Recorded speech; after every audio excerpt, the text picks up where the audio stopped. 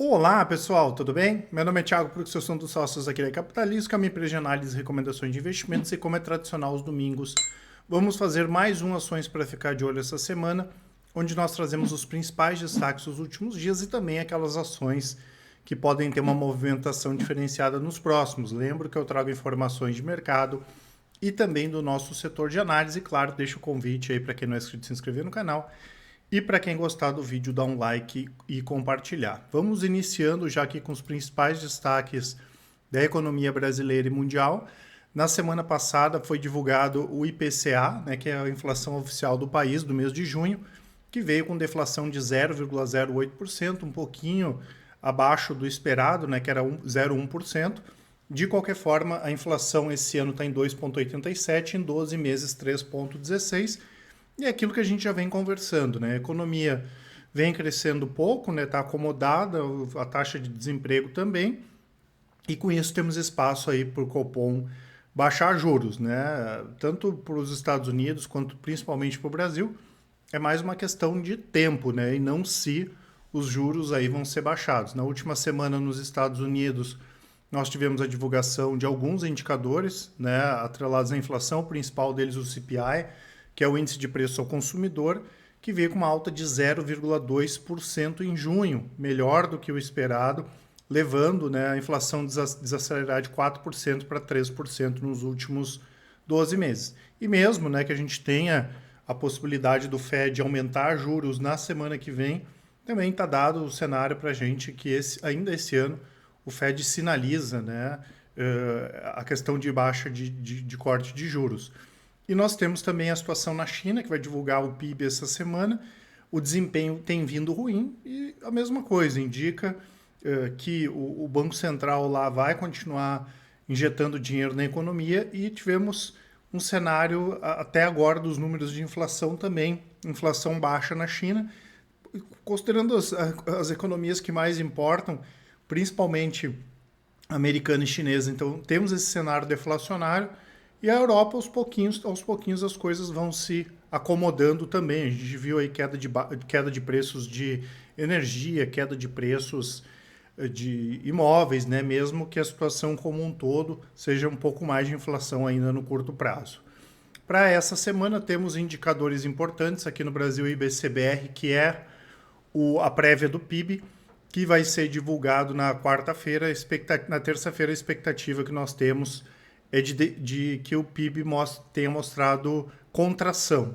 E teremos também a divulgação do IGPM de julho na quarta-feira. Além disso, apesar de na outra semana, semana que vem, começar a acelerar mais a questão de divulgação de resultados trimestrais, essa semana a VEG vai divulgar resultados na quarta.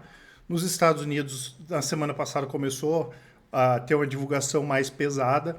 Destaco aqui o resultado do JP Morgan, com receitas subindo fortes no segundo trimestre, isso em relação ao segundo trimestre de 2022, 34% de alta, e o lucro subiu 67% para quase 15 bilhões de dólares. O JP Morgan, um dos maiores bancos americanos. Morgan Stanley também divulgou resultados bons.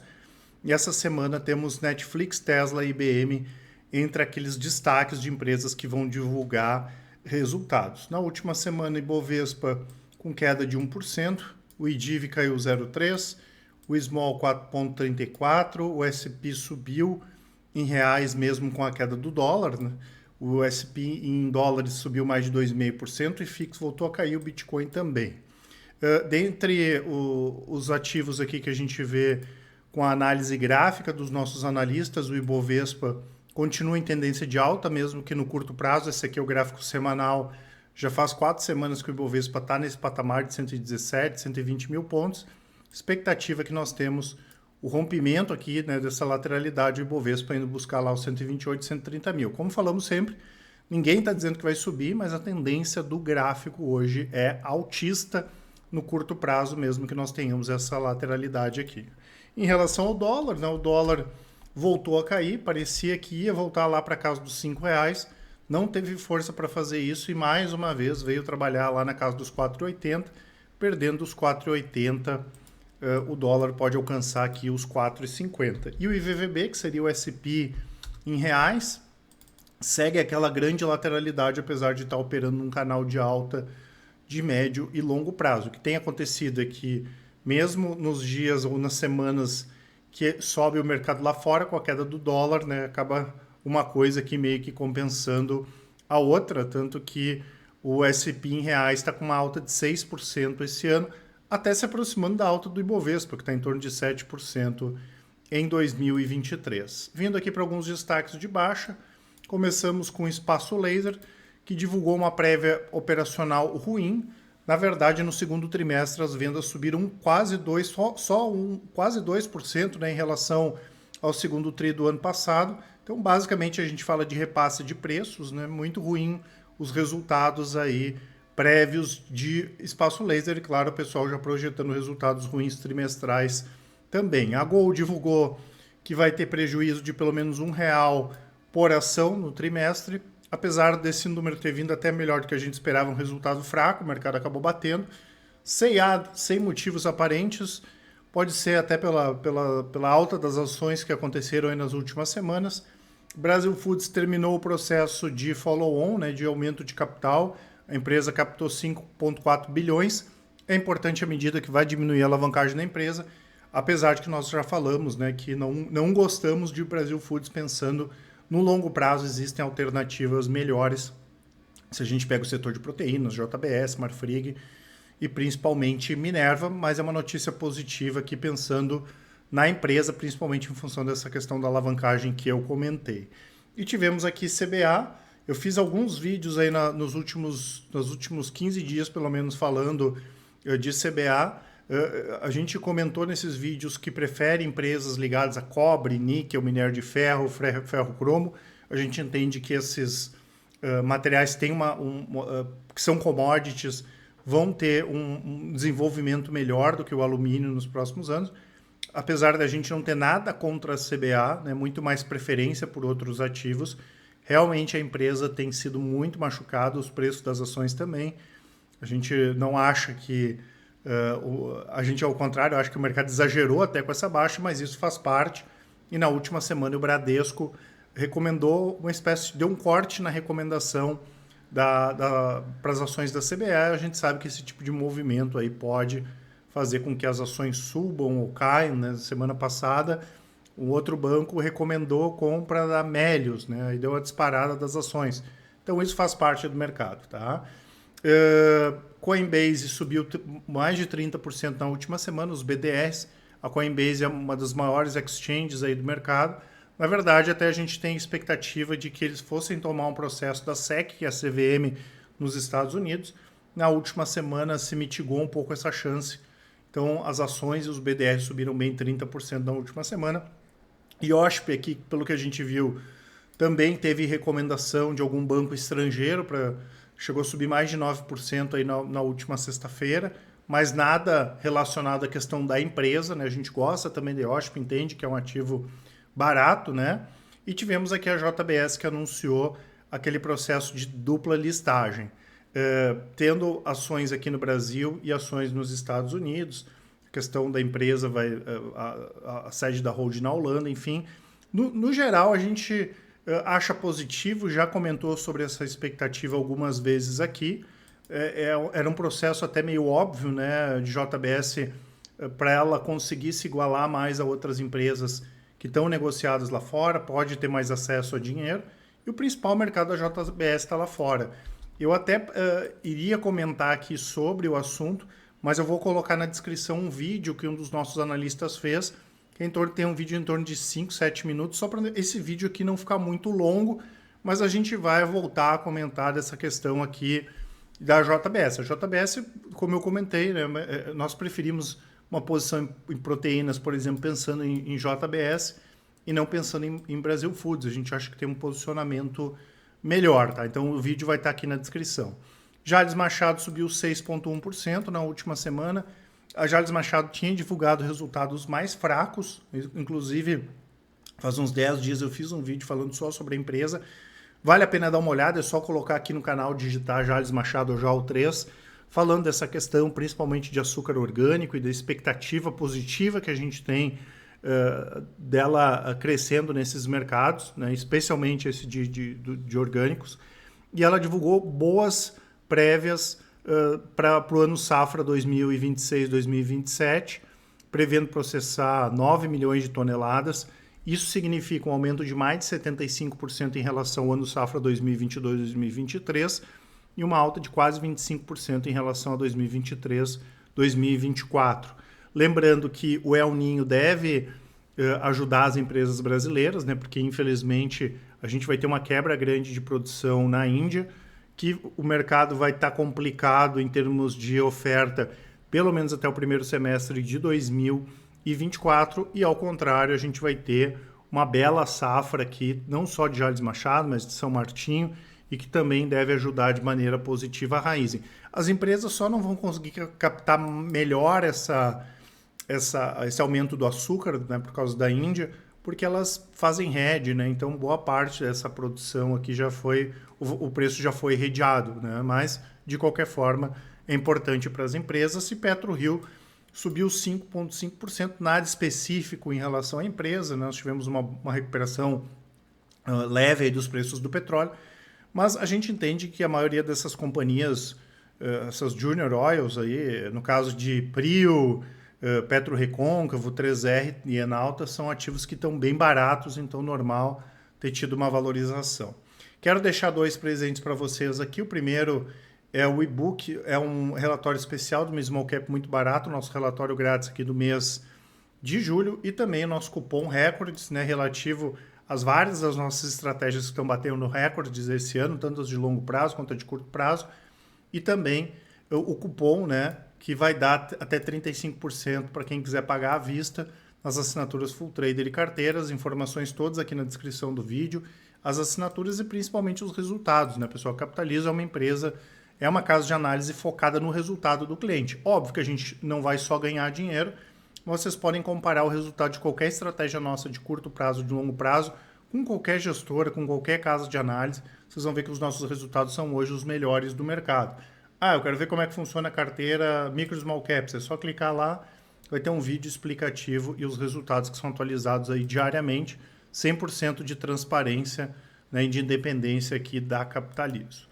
Voltando para destaques, dessa vez dividendos, essas aqui são as Datacom, ou seja, a data seguinte útil, né, é a data X, no caso aqui dia 17 para Unifique Santos Brasil, já que a Datacom foi dia 14, dia 20, Santander, ou seja, quem dormir com as ações de quinta para sexta-feira, quem ficar posicionado, vai receber os dividendos. A Taurus aqui, a Datacom, dia 21/8 e depois Panvel, dia 22/8.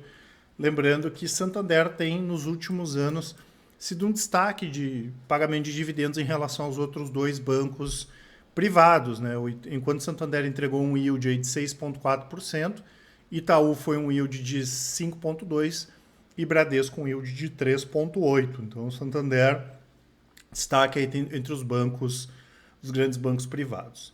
Vindo para mais destaques, a Klabin divulgou que a agência de classificação de risco S&P reafirmou os ratings BB+, na escala global, e AAA na escala nacional, perspectiva estável. É importante à medida que a principal preocupação que os investidores têm em relação à questão da alavancagem da Klabin, que é grande, assim como a da Suzano. Isso reforça o bom momento e que as empresas, à medida que começarem essas operações a funcionar, a gente vai ver que as empresas vão ter mais receita e elas não têm dificuldade para vender, o que acaba sendo bastante positivo.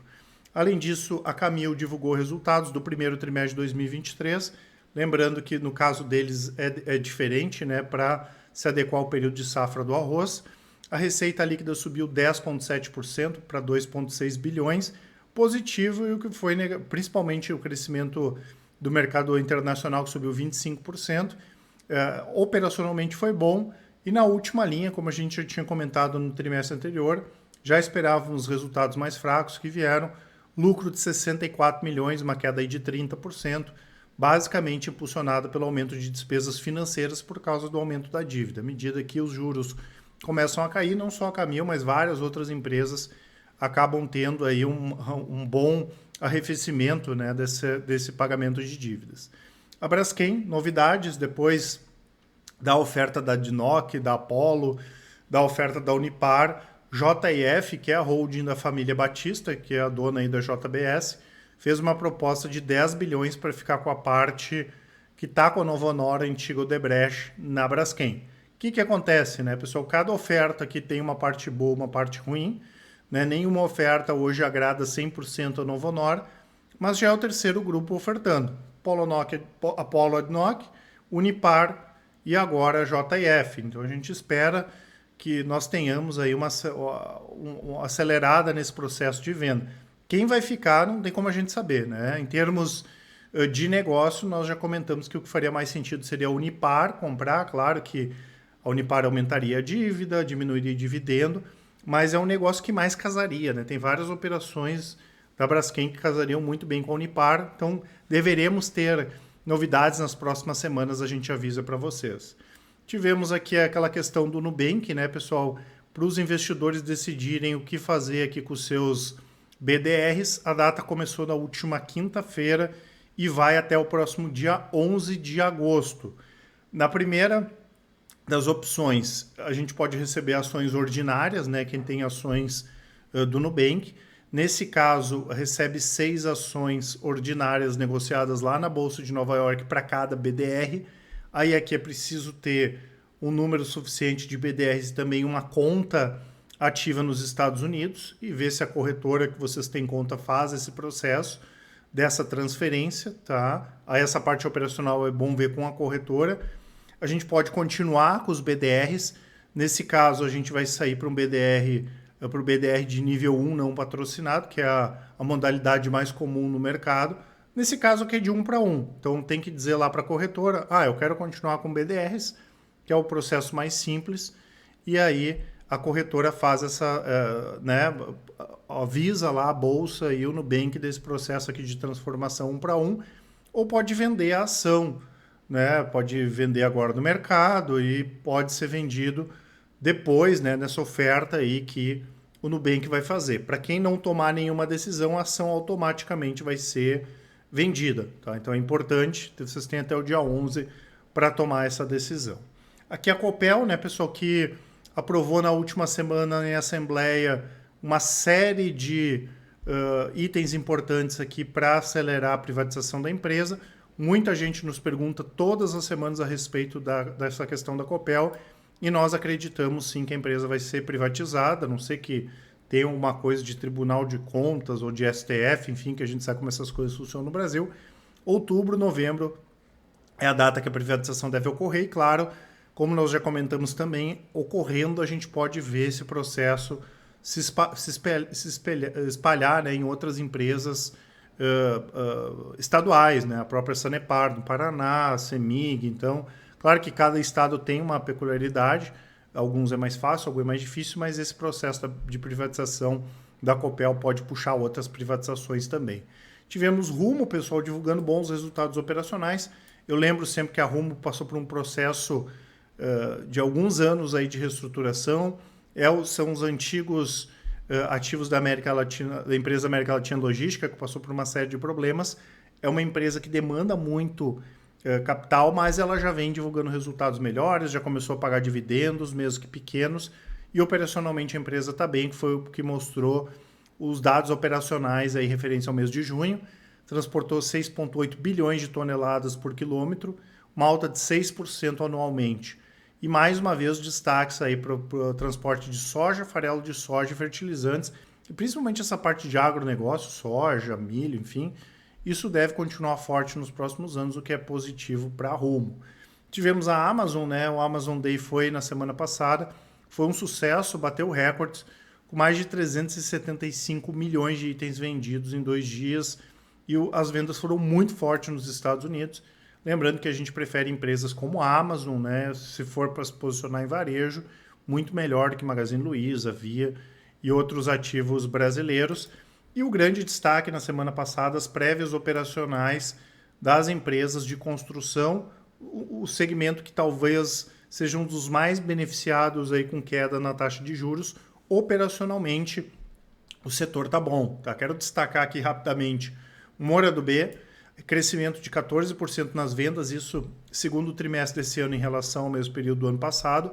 Cury, né, forte aí Minha Casa Minha Vida, a mesma coisa que a Direcional, crescimento de 33%, Direcional de 15%, Even 23%, Tenda tinha sido uma das que mais sofreu nos últimos trimestres, 31%, e para a gente aqui o principal destaque é a Cyrela, né, talvez a maior, mais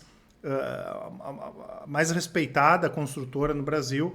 Nós tivemos uma prévia colocando um aumento de 54% nas vendas, 51% em lançamentos, e quando a gente pega os lançamentos, quase 90% voltado para o segmento de médio e alto padrão, que é o principal foco aqui da Cyrela. Lembrando que a Cyrela tem participação aí na Cury, tem participação na Lave e também na Plano e Plano, essas outras três também com ações na bolsa, tá certo, pessoal? Não esqueçam, como eu falei, de aproveitar a nossa promoção, o e-book que vai estar aqui no relatório, o vídeo, na descrição do vídeo, o vídeo falando sobre a JBS também.